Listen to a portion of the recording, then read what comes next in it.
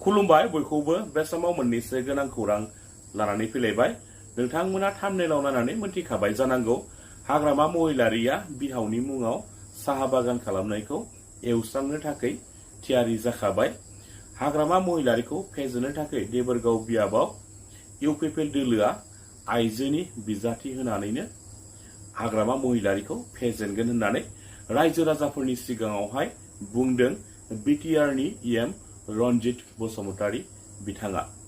बिटिआरनि इएम रनजित बसुमतारी बिथाङा बिनि अनगायैबो बिटिसिनि बारग'से मनाग्रा हाग्रामा महिलारि बिथांखौ रायजो राजाफोरनि सिगाङाव गोबां बाथ्रा बुंदों। नोंथांमोना बे भिडिअखौ जोबजासिम नायोब्ला गासै बाथ्राखौ नोंथांमोना आबुङैनो मोनथिनानै लानो हागोन। जों हाग्रामानि बिहावनि साहा बागानखौ एरखुनो थाखाय अलरेडि अर्डार होखाबाय आरो बिनि थाखाय जोङो रांखान्थिबो थियारि खालामनानै दोनखाबाय। बै देरहासारनि साहा बागानखौबो जों रायजो राजाफ्रा ज' जाजाय थांनानै दिनै जों एरखुनो थांनांसिगौ। जोंनि इउपिपिएल दोलोआ हाग्रामाखौ फेजेननो थाखाय देबोरगावआव सासे आइजो बिजाथि नांगौ। नांगौना नाङा रायजोफोर? आइजोसो नांगौ। देबोरगावखौ जोङो दखलाव लाबोगोन आरो बे देबोरगावनि थाखाय जोङो हौवा मानसिखौ जोङो टिकेट होलायनाङा। हिनजाव मानसिफ्रानो ज' जाजाय लोगो नांनानै आखाइजों आखाइ हमनानै हाग्रामाखौ फेजेननो दिनै नोंथांमोना ओंखारबोदों। আমাৰ এজন ইএমএ আজি কৈছে যে দেবৰগাঁৱত এজন সুযোগ্য মহিলা ইয়াত প্ৰাৰ্থিত্ব দিব লাগে।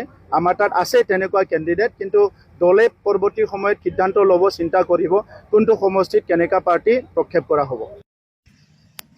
Good afternoon, Senator. जोंहा ओरैबायदि घटना जादोंहाय, अयनाय बिदिखि थगायनानै लेंहरो थैखागोनसो। हाबा बे सान्दुं गोसायाव बेबो जि जोंखौ हाखु दाखु हांगौ लेंहरबाय 10थायावनो होननानै। हिनजावफोरनाथ' 10थायाव खामानिया जोबजोबालै, अयथासार हांथोनो हांगौ लेंहरबाय 10थायावनो होननानै सेल्फ हेल्प ग्रुपनि मिटिं होननानै। खामानि दामानि ज्राब गारनानै थांबाय, दानाबा आलदासो मिटिङानो थैखागोनसो। अयनाय थगायनानै लेंहरो आरो। ओमफ्राय नोंसोर सिआरपिखौ जोंबाय, मानो मोजां खोन्थायाखै होननानै फन हरबाय जोङो। माथो सेल्फ हेल्प ग्रुपनि मिटिं होननायालाय माथो आलदासोलाय होननानै जोंनानै फन हरबा आंबो माथो मिथिगौ, जायखिजाया लिंनो थिनदों नालाय लिंदों होनबाय। 100 थाखा हरोनो, थाथ' बे लखाखौ जमा होनानै होनबाय। मानसियाबो बे 100 थाखानि सान्दुं गोसावनि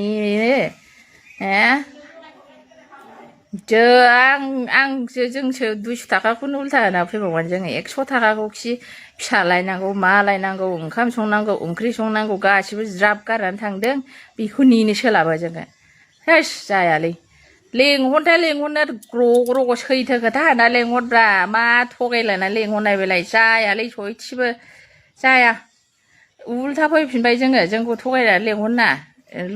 थगायालासिनो लेंहरोमोनबा, मोजां गोसोजों लेंहरोमोनबा खोनासंगौमोनबो जों 10 मिनिटसो। लोगो गिदिंफिनबाय जोङो थांनानै पिकचारफोरखौ नुनानै। गाज्रि दामोनलै, आरो दा थगाय। जारला जाथार जा। बिराद हारसिं जोङो खामानि दामानि ज्राब गारनानै थाङो जोङो। जाया, दा थगाय। प्रमोद बर' খান্দিছে, খান্দা মানে চৰকাৰৰ আৰু নাথাকিব। মই মোবাইলত দেখিছে বিজেপিয়ে যেতিয়া নাকি অকলে নিৰ্বাচন খেলিম বুলি কৈছিল, এই সময়ত প্ৰমোদে ক'তবা খান্দিছে মুঠতে মই দেখিছোঁ।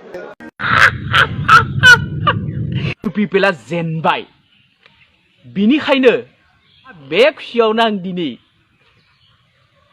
आङो पार्टी खालामबाय। মই যোৱা 1 বছৰত কেতিয়া কান্দিছিলোঁ মনত নাই। গতিকে হাগ্ৰামা মহিলাৰী যদি ইমানে খবৰ থাকে মানে মোক কান্দালৈকে, তেতিয়াতো বহুত ডাঙৰ কথা। কিন্তু তেখেতেতো নিজৰ দলৰ কথাই বুজি নাপায়, এতিয়া সমাজৰ কথাটো নাজানে। গতিকে বিজেপিয়ে কিবা কৈছে, এই কথাটো লৈ পেলাই হাগ্ৰামা মহিলাৰীয়ে কিয় ইমান চিন্তা কৰিছে? হাগ্ৰামা মহিলাৰী নিজৰ কথাটো চিন্তা কৰক।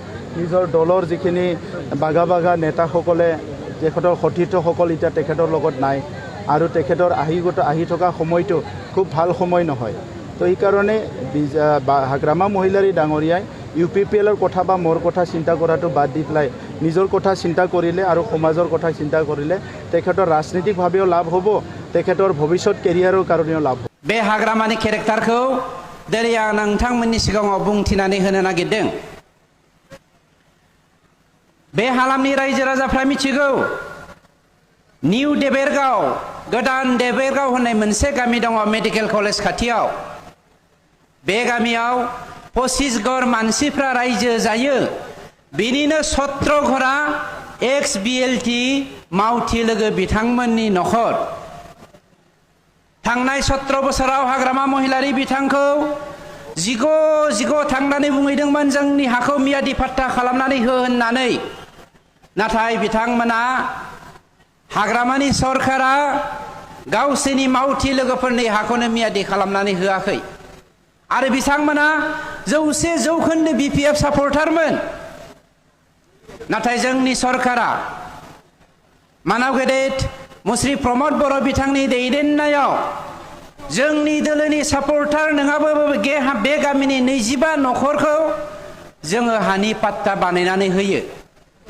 आरो बिथांमोना दिनै खुसिनि मोदैजों सान्थियै रायजो जागासिनो दङ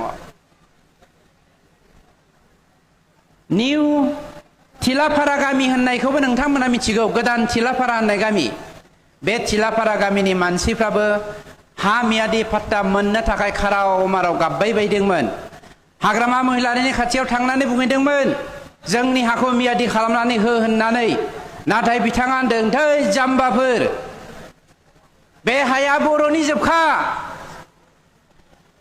नोंथांमोना खोनाबा आसरित मोनगोन जोंनि दिनैनि MLA लरेन्स इस्लारिनि न'आ आरो बिथांमोननि गामिया दिनैसिमबो मियादि नङा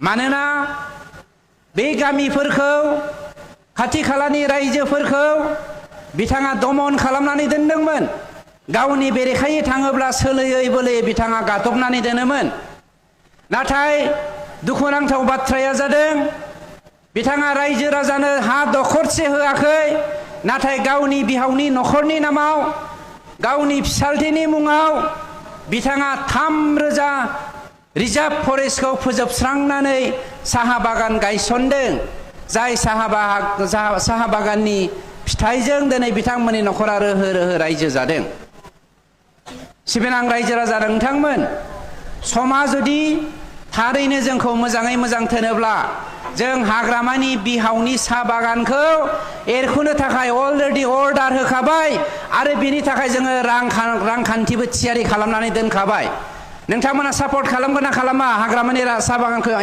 एरखुनायखौ অকল হাগ্রামার নহয় হাগ্রামার শহরের নামত 3000 বিঘা চাহ বাগান আছে দেৰহাছাৰৰ নামতো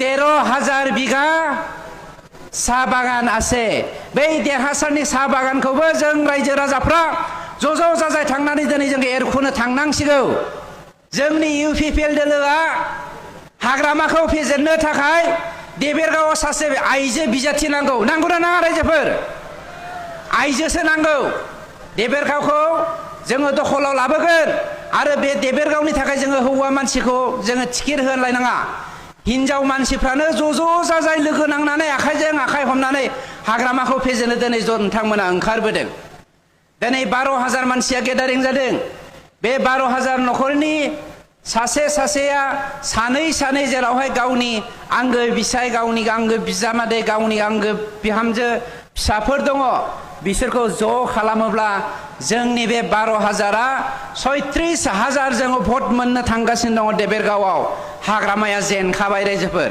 हाग्रामाया जेनखाबाय आरो देबेरगाव हालामनिफ्राय जाय टिकेट मोननानै देरहालांगोन आंहा फोथायनाय दङ शिबसारा नोंथांमोनखौ देबेरगावखौ अनगोन आरो नोंथांमोननो बेसेन गोसा मोनसे बयनिख्रुइबो देरसिन बिफावनि एबा आयदानि सासे मोजां इएमखौ नोंथांमोननो होनाय जाथों आं बेखौ दिनै नोंथांमोननि जानानै शिबसारनि खाथियाव रिक्वेस्ट खालामबाय